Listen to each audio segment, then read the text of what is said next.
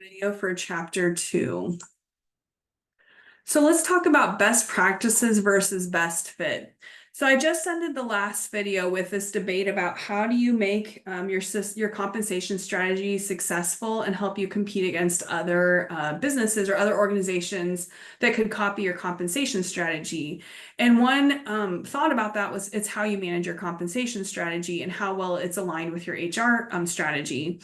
Another kind of debate in the compensation strategy realm is around whether there are some best practices that all businesses can implement, or if this is really all about best fit, which makes it your compensation strategy unique to your specific organization and the way that it's aligned with your organizational strategy and your HR strategy.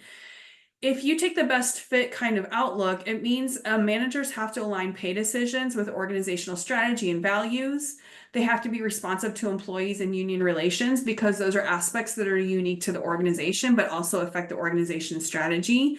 They have to stay globally competitive, and the organization is more likely to achieve competitive advantage once they have all of their systems aligned.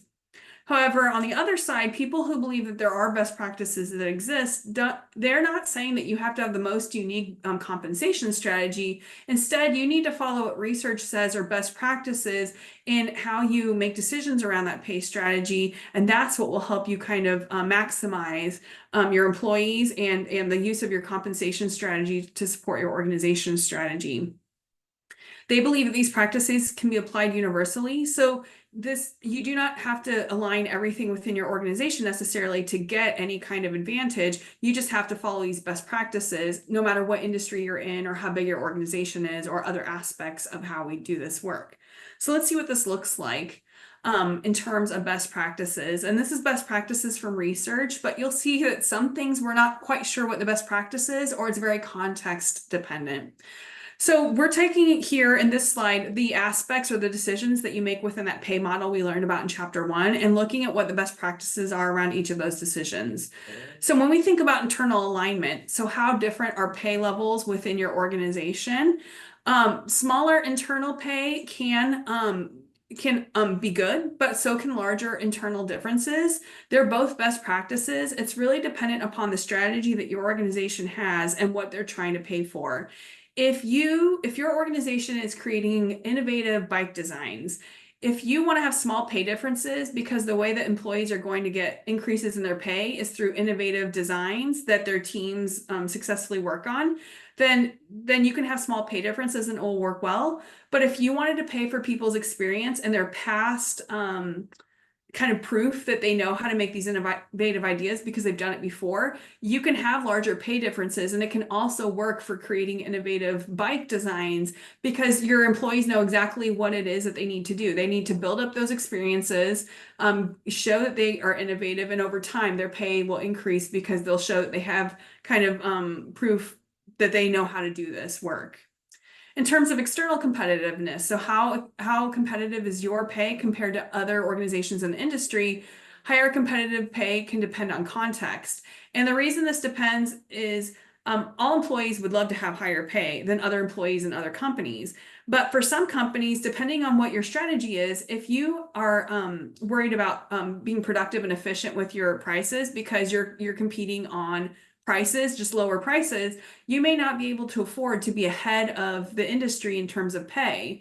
But your employees' expectations about what their jobs entail and what kinds of skills they need will be quite different too. Because if you're Walmart, for example, you're not going to try to lead the industry in pay. You're going to try to keep up with your competitors. Because again, cost efficiency matters, and it's not cost efficient to always pay above market, especially if you're not getting more productivity out of your employees. However, if your target and quality is more important, maybe that is a good strategy for you because you actually are charging more for your product, so you have more money available to lead the market and pay. But your employees probably know that they're expected to continue that high quality work. And so productivity and efficiency aren't necessarily as important as actually just being good with customers and providing high quality products or identifying high quality products to sell to customers. In terms of employee contributions, the research really does support pay for performance. So that means that you'll use your performance evaluation system to determine people's performance, and those who are performing above or at or above the standard that you've set will get higher pay than people who are below that standard. And really here, it's just whether that standard is very clear for employees and how easily or what kinds of resources they have to meet that standard that really affects how motivated they are for pay for performance. In managing compensation, the research says that considering all dimensions of your compensation system is really helpful. And I would say even within your HR strategy is really helpful. And that's the best way to make sure that your system is most efficient in doing the job that it's supposed to do. If you're making each of these decisions in isolation, it's not helpful because when you put them all together, they may actually contradict each other and cancel each other out. And then finally, with compensation strategy, it has to be a part of the overall HR strategy. Again, if you have aspects of your HR strategy that are not aligned with your compensation strategy, they could be canceling each other out because they're actually not working together at all. And so it's just easier to make these decisions all together and have a strategy that's cohesive rather than to have bits and pieces or changing bits and pieces at a time and end up with this kind of chaotic strategy that's not cohesive and doesn't even work well together.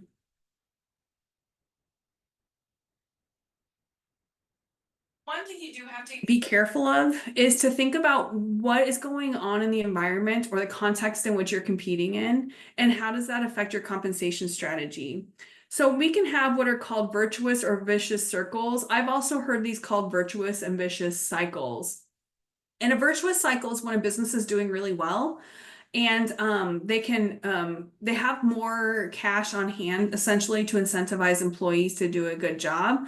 So they may have pay for performance that is given in shares of stock. So Microsoft in the chapter is a very good example.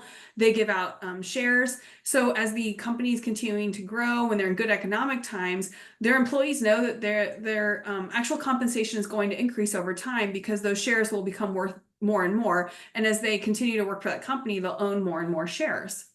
The problem is when you go into a vicious circle or a vicious cycle, that doesn't always work then. You have to change your compensation strategy because if you're giving your employees shares of stock, that stock price may be going down now. So they're not actually earning more money over time, and they don't necessarily want more stock shares or more shares of stock in the future because that's not necessarily motivating them to do a good job. You may have to change how you're doing pay for performance. Perhaps you increase their base pay.